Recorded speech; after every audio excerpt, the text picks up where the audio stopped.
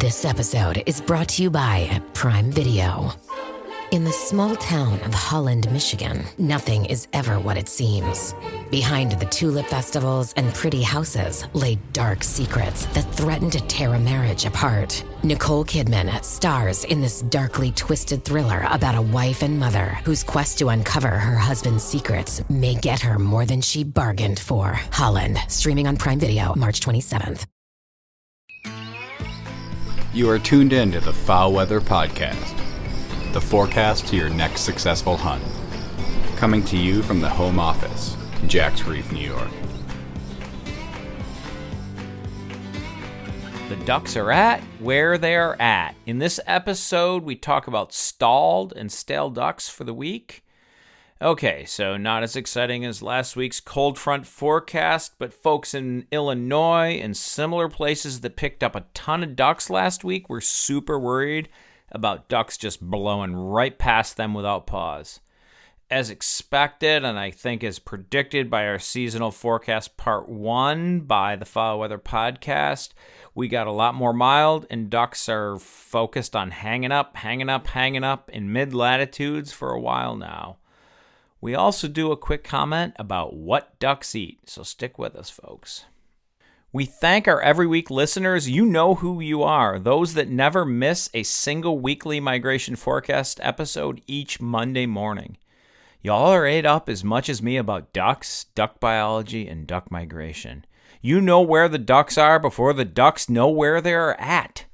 Think about that. You know where the ducks are at before the ducks know where they are at. Our dedicated weekly listeners can pick the best days to hunt because the Foul Weather Podcast forecasts fresh ducks hot from the north. Shoot the ducks from the north before they know where they're at. I'm your host, Dr. Mike, coming to you from the home office, as always, in Jack's Reef, New York. I gotta tell you, we've been shooting ducks, but boy, did they get stale about Thursday this week on us. We shot near limits all around among friends and I on Tuesday, but by Thursday it went super dry. And even on Saturday, we worked hard to scratch out our ducks. It was a private marsh, and we hadn't shot it for 2 weeks, and these ducks had seen it all. You're right, we had those pintails. You've all had them. They just dive into the decoys, right, like a week ago, and they're super killable. Like opening of season up here, you can kill pintails like crazy. They just jump right in. But today they started to drift, do that drift high pass once, and you could maybe shoot them on that first pass, and then they got high, and then they got higher, and then they got higher, and they landed in the middle of the marsh. They really acted like shot at, kind of like Mississippi pintails in New York, right, in the first week of November. So my wife and I scratched out 2 pintails, what I would say a decent drake. Like we don't get like long tails on pintails here, but it all took us about 3 hours to get them. We ended up with 5 mallards, 2 pintail, a widgeon, and two geese. Great dog work. Lots of bad shots, lots of good shots. All while like working really hard, smart ducks. But yeah, it was a good day. So a little injury to insult. We're also really diehard deer hunters here.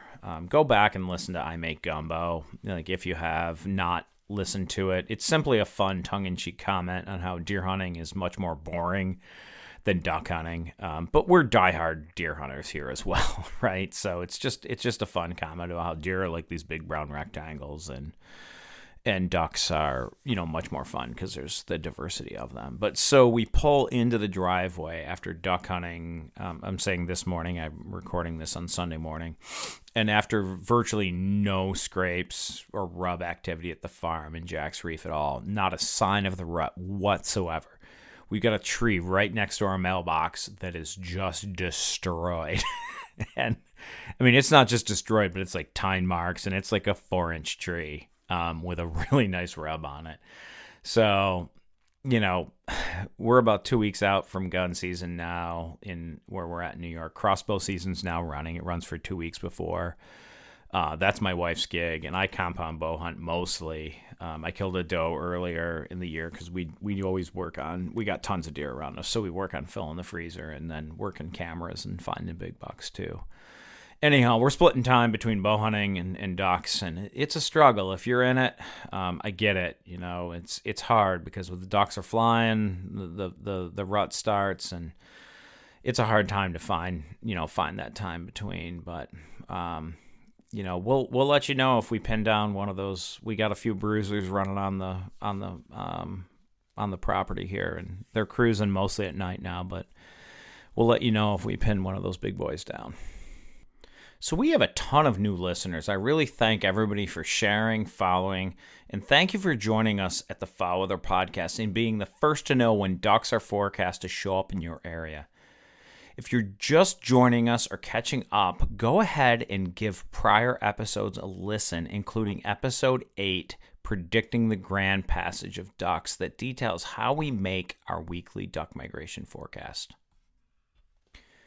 Each year, we also produce a 2-part series that uses global climate models to predict winter weather and when ducks will migrate.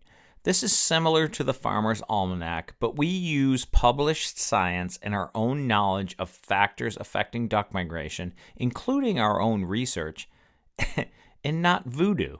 Simply, not voodoo. Previously, we noted that Part 2 of the long-term forecast, which provides the expected weather conditions during December and January throughout the central Mississippi and Atlantic flyways, would drop during this episode. The reality is that atmospheric and snowfall conditions are building as we speak, and that they may change the long-term forecast in the next 3 days. I know that sounds wild, but that's where we're at. The Foul Weather Podcast team will watch these developments and provide Part 2 of the long-term forecast soon. We are definitely in an El Nino year, which has some expected results, but in the era for a quickly changing climate sometimes, El Nino is not always the driver of this prediction. Stay tuned and look this week for the midweek bonus episode on the long-term seasonal forecast Part 2, which will talk about the December, January weather for the Deep South and whether ducks are going south. We moved them to mid-latitudes. The question now is whether they're going to move to the Deep South in time. For our continuing listeners wondering what is next, we just started recording our In the Marsh series. These are raw, uncut, mic'd up discussions and shoots with Dr. Mike and guests. We also have our inaugural Kitchen Conversations episode that is in production. Right now, we have an interview with John Simpson, Executive Director of the Winus Point Shooting Club and Winus Point Marsh Conservancy. The Kitchen Conversations are interviews with duck people in duck country. To me, the kitchen is a place we prepare food from the hunt. We bullshit about that hunt that just happened and those that might happen in the future. We spend time with family. We spend time with friends. We spend time with people in good conversation, with good food and good drink. Our aim at the Foul Weather Podcast is to catalog and describe and discuss with people that place in time with the Kitchen Conversations. This episode is brought to you by Honda. Introducing the all-new, all-terrain Honda Passport Trail Sport, the most off-road capable Honda Passport Honda has ever dreamt up. The Passport features increased ground clearance, roof rails on all trims, and available specially developed all-terrain tires. And you'll stay comfortable with tri-zone climate control and available features like heated and ventilated front seats and a panoramic moonroof. Learn more at honda.com/passport. Okay, so the duck food thing mentioned here earlier. In spring 2024, after the close of duck season, we aim to unleash a full wetland management for waterfowl series. Much of that content is currently in production. It comes from decades of boots-on-the-ground efforts, our own research to understand what ducks eat. Because if you know what ducks eat, you can grow those foods and you can kill more ducks for sure. You can at least make sure that your efforts are focused on duck conservation. But very often, when you produce on your land what ducks eat, they want to be there, and you can shoot more ducks. First of all, please Google the food preference paradigm to realize that we at the Foul Weather Podcast are not blowing smoke. You will find a published paper with James Callicutt, all stars aligned. We will be hunting with James this winter in Mississippi, and we'll have the Foul Weather Podcast there. We'll do an In the Marsh episode. We'll do a Kitchen Conversations episode with James. James did his master's degree at Mississippi State. He is a duck call maker, a duck killer, a farm kid, a duck biologist. And I'll go with, as he states it, in tongue-in-cheek, kind of a... Nah, James, it's not. James, you are. He says, I'm kind of a big deal. James is good fun, and he's Mississippi as it gets. I can't wait to shoot with him and record some quality content. But the food preference paradigm, Google it. Google the food preference paradigm, and you will see James Callicutt. I'm a co-author, but James did most of the work. So when we talk about what ducks eat, we're not blowing smoke. We've done the research on what ducks eat. Okay, so we have thought a lot about duck foods and what ducks eat, and so have many generations of waterfowl biologists. In episode 10, Howling Winds and Howling Hunters, we threw a lot of shade. And as noted, it's sometimes justified, but we also have an amazing legacy of people that worked very hard to understand what ducks eat to ensure that duck nutritional requirements are met throughout the year. The shade we threw was that new biologists coming out typically don't understand wetland restoration and wetland management to ensure that the foods that ducks eat are produced. And that's a thing that's been happening. But after decades of work, we know that we need to feed ducks year-round to make more ducks for the next year. Think about that. It's not all about the breeding grounds. We need to feed ducks in the fall and winter and spring to make strong ducks to go back north to make more ducks. So what's that look like, right? If you ask average Joe or Ann what ducks eat, they might tell you, oh, corn. Or bread, right, if they're bark ducks. The reality is that ducks eat a diversity of foods, pretty much every trophic level or animal level below them they will eat. One of the problems we actually have with new biologists coming into state management areas and national wildlife refuges, in general, not all of them, but a lot of them, is that they are not actually trained in traditional waterfowl and wetlands management, and they don't know how to grow duck foods to sustain the waterfowl populations that are out there. Go back, as I said, and watch episode 10, Howling Winds and Howling Hunters, and you'll hear a little, it's a very basic, we'll dig into it later, it's probably the first portion of it. But it's a trend that continues to happen. You're probably all seeing it, that a lot of your wildlife management areas, your national wildlife refuges, are typically not producing duck foods maybe like they used to. If they're actually producing more duck food than they used to, kudos. I have not seen that for the most part. Most of them are leaning towards, other bird management, which I also embrace. But we shouldn't throw out the waterfowl management for something else. Throwing out something we know how to do for something we don't know we're sure how to do. So we're going to talk about what ducks eat very simply here. The Wetland Management for Waterfowl series in 2024 will be the meat and potatoes of this topic. When we talk about ducks and what ducks eat, in this episode, we're going to cover dabbling ducks currently used in our duck migration forecast. And they're about 2/3 of the entire U.S. duck harvest and pretty close to the Canadian harvest. They include mallards, black ducks, pintails, widgeon, gadwall, green-winged teal, and shoveler. To be clear, corn and other grains feed ducks, and they do attract ducks for shooting. But across duck country, native and restored wetlands feed most ducks. Period. They come in the form of natural wetlands, beaver ponds, river systems, sloughs, cypress breaks, emergent wetlands, emergent marshes, coastal marshes, and others. They also come in the form of those systems restored and as managed wetlands. Without exception, wetlands absent of domesticated grains feed most ducks. So wetlands that aren't like corn, rice, etc. feed most of our ducks across this continent. The Foul Weather Podcast team will never ignore that naturally harvested grains and flooded grains for the purpose of shooting ducks feeds ducks, right? Grains feed ducks and kill ducks. But by and large, the energy on the landscape across this continent that feeds ducks comes from wetlands, both native and restored. So what's a duck to eat? All of the dabbling ducks, 2/3 of our harvest, feed on wetland seeds and tubers, mostly. They come from annual and perennial plants adapted to grow in or near wetland soils.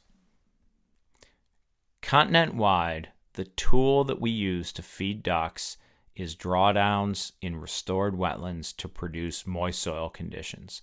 Managed wetlands typically have water control structures, and you slowly remove water manually through the water control structure to expose mud flats to produce annual plants that produce abundant seeds and tubers for hungry waterfowl.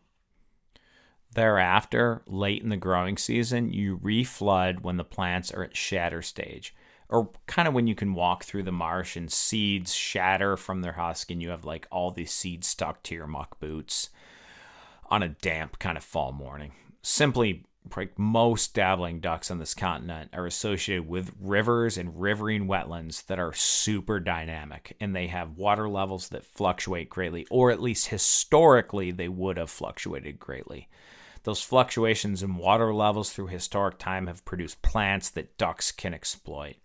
Very dry and very wet cycles are the norm, and they're predictable enough that ducks kind of could move down the Mississippi, down the Ohio, down the Red River, the Arkansas, other systems, and exploit those foods in the fall and winter that were produced in the summer, and then those floodwaters would pour out into that landscape for them to exploit. So managed wetlands now replace that lack of that flooding because of, let's get into it a little bit. I'll talk about it. Damming of rivers, reduced flooding, increase in agriculture.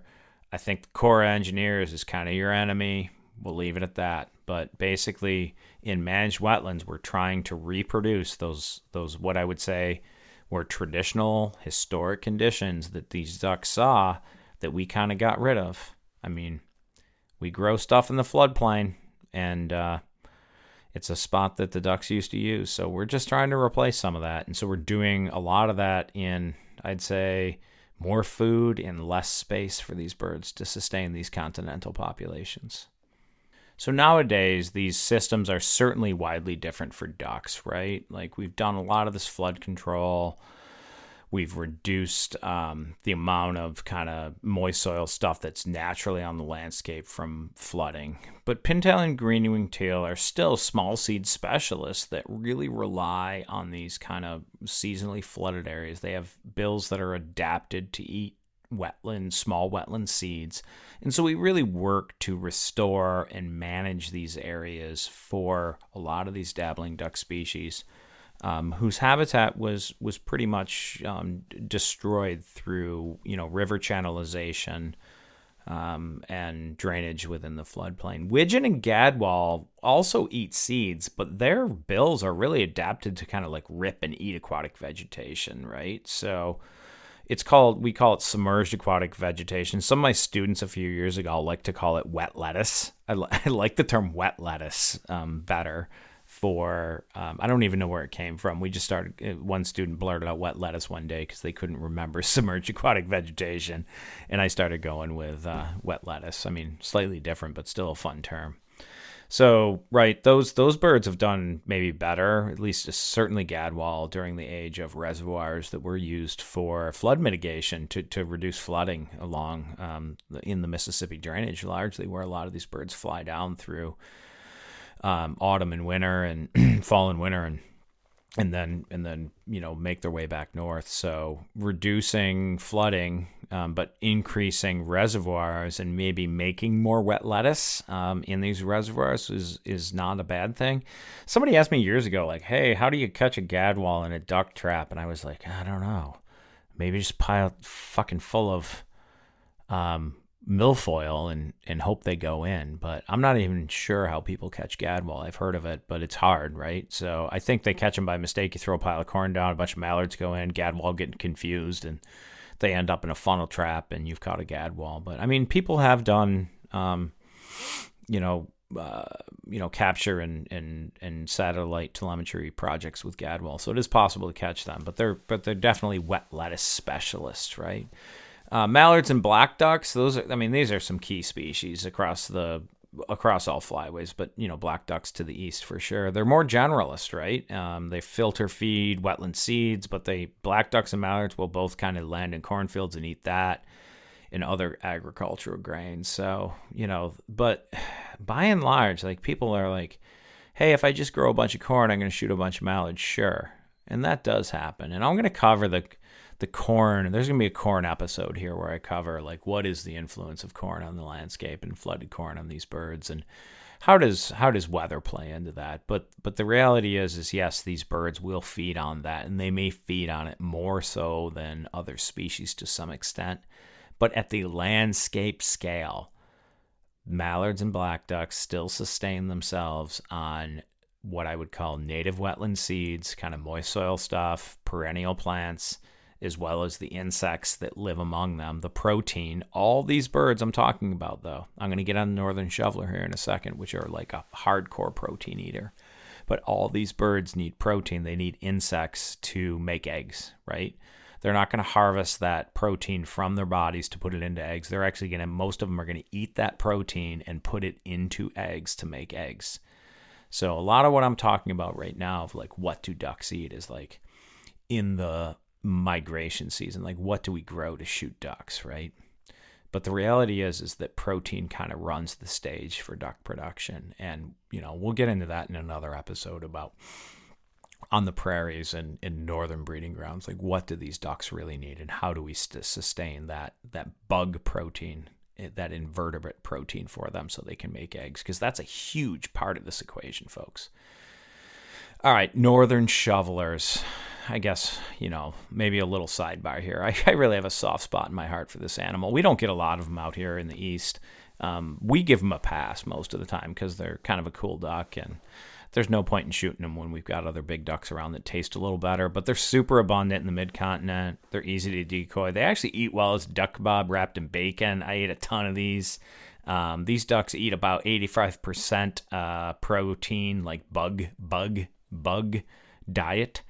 But they can still taste like a champ in the right recipe, right? So, maybe bootlip isn't the favorite duck of yours, but it's one of my favorites, even though I don't shoot a lot of them. They eat mostly invertebrates. They love catfish ponds.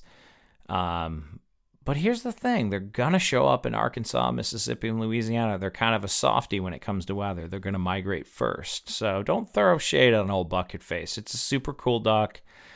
They eat well. You can shoot 6 of them. Their populations are doing well. So, love the shoveler. Okay, so what do ducks eat? Drawdowns aim to produce annual plants because these weedy plants produce about 10 times the seed of perennial plants and typically about 2 times the energy. Simply, annual plants must come back from their seed, so their seed needs to be full of energy for germination. If they do not successfully reproduce some seed that year, the genes in that plant no longer exist. Strong selective pressure, right? In contrast, perennial plants likely live to the next generation because it comes back from its roots or tubers. So it puts less energy into seeds than annual plants. So we focus on annual plants as duck food in kind of managed wetland systems.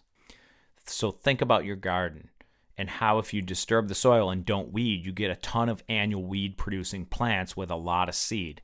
That is literally duck food. Literally, a lot of your garden variety weeds, barnyard grass, pigweed, and goosefoot, are actually duck foods that occur in wetlands. So the drawdowns and drying of soil produce these and other duck foods. Many annual and some perennial, but the point is that ducks eat weed seeds. Ducks eat weeds, and we work hard to produce them. Drawdowns and annual plant seed and tuber production are among the primary ways to produce duck foods and attract hungry ducks for harvest on public and private lands throughout duck country. For a detailed look at plants for ducks, look up a book called A Guide to the Moist Soil Plants of the Mississippi Alluvial Valley. I'm a co-author along with my wife and friends and colleagues. All proceeds, I get nothing for this. All proceeds go to the James C. Kennedy Endowed Chair in Waterfowl and Wetlands Conservation at Mississippi State University. The funds from this book go to duck research by graduate students in Mississippi. So please look this book up if you're very interested in duck plants, wetland plants that ducks eat. Grab this book. I'd say, I co-authored it, so I think it's one of the better guides for the lower Mississippi alluvial valley. But I tell you, we have it on the shelf in New York as well. A lot of the plants are the same. A lot of these plants cross many, many borders. All right, so what do dabbling ducks eat? Yes, they eat agricultural grains like corn. They eat rice. They do land and eat barley and other grains. But across their range, it's mostly weed seeds. Also seeds from perennial plants, but in lesser abundance, not because they don't want to, but because they're less common, and they're probably a little less energy-wise because they don't have to be, because perennial plants, no matter what, are going to come back from their roots, right? These perennial plants just don't produce as much seed or as much energy, so we focus mostly on producing annual plants. So next time you see a duck feeding in a wet spot in a cornfield with a like kind of a weedy edge, think about this. They probably aren't actually feeding on corn. They're probably in that little wet spot in that field that used to be probably a wetland, and they're feeding on weed seeds. I hope you get that, right? Dabbling ducks are truly adapted to feed on weed seeds in floodplains of rivers. And think about a mallard traditionally without cornfields following a flooded river south, as cold and snow produced to the north makes them move south, and that river slowly floods out south of them. As the season progresses, it's all really, really kind of pretty simple. These ducks run on weed seeds. All right, it's November and seasons are ramping up. Even the Deep South folks are opening soon, and the Foul Weather Podcast is on it. We're ready to forecast that next movement from the mid-continent. We got that cold shot and stuff moved south. Some of it moved down to y'all, but it didn't quite get there. They're kind of hung up in the middle for the most part, and you're going to be looking for that next bump of weather, and we're going to look to forecast it when it happens. If you listened to earlier episodes, you noted that we will soon cover why guns don't run duck populations. It's going to be an episode called Ducks Run Guns, Guns Don't Run Ducks. And we'll also cover why everyone should support Ducks Unlimited and Delta Waterfowl. These are both great organizations. I belong to both, and I'll give you reasons why you should too. Okay, so on to the forecast for this week. As I hinted at in the intro, the ducks are at where they are at, which sounds like a truism. Or compared to last week, the weather severity index is really moderated, and we are mostly looking at local conditions affecting duck hunting success. There's not really much duck movement this week. A little bit, so stay tuned and I'll tell you about it. Right, so stale ducks for most. So keep in mind hunting pressure on your ducks this week. If you hunt a duck club, it would be a good time to give ducks a rest and shoot them less this week. If you hunt public land, look at that kill board closely and decide where to hunt based on pressure and habitat. Pressured ducks without good food resources are going to be tough to kill this week for the most part. Mostly everything is moderated across the board. Warm temperatures are pulsing north, and snowfall is unlikely in most northern tier states. So for ducks that are in the northern prairie, Great Lakes, and mid-latitude states, it's unlikely for any major movement out of those areas to places farther south. We forecast a substantial movement of ducks last week into the latitudes of Iowa and Illinois, and as expected, Iowa surveys jumped, and their numbers jumped quickly from below normal with a few mallards to nearly typical numbers for this time of year, with about 34% of their survey comprised of mallards. We also want to note that the Illinois River Valley and nearby Mississippi River duck numbers also increased based on that cold from last week, and we kind of predicted that stuff at the Foul Weather Podcast. So hopefully folks got after those ducks that just started to show up kind of in that mid-latitude region, like Iowa, Illinois, Indiana, across. I'm guessing Maine, Ohio might have got some. I think that Ohio might be a little far east because that cold front only kind of bellied up into the mid-continent. But this week, the only really big movement that we see across the board is the last push of ducks hanging in Quebec and northern Ontario into southern Ontario and the extreme northeast U.S., including Maine, kind of northern New Hampshire and Vermont, right? Some of these ducks may overshoot and move into New York and places farther south and in the east, but I think that's unlikely because everything south of that's going to be pretty warm. The most likely time for this movement of ducks is Tuesday night into Wednesday and again on Thursday night for holdout ducks that didn't get the note the night before about, the snow event in Quebec in northern Ontario. It stalls about Ottawa, Ontario. But it should send some ducks south. I think the folks in southern Ontario along Lake Ontario and Lake Erie should really be looking for birds kind of at that time, right? We don't see anything but more than a trickle of ducks out of about the latitude of New York south during the week. It really looks like the east is stalled right now. All week, ducks will trickle out of the latitude of New York into PA and places farther south, but I wouldn't expect much, and I'm not even getting close to forecasting a mallard movement in the east yet. It's been basically non-existent. Back to the heartland, few early migrating ducks now remain in kind of North Dakota. It got really cold up there, and peak mallard conditions are kind of in the Wyoming, South Dakota to Iowa latitude. If you're going out there hunting still and you're worried about no ducks, they're still there, right? Ducks remain north, and they're super susceptible to being shot where they can be found, but most early ducks have moved into that kind of, northern Missouri area to the south. A lot of them have moved down that way. I mean, they're in between two. But they really aren't into the deep south in abundance in most locales yet. The early ducks are certainly building in Arkansas latitude, but they're kind of well before peak.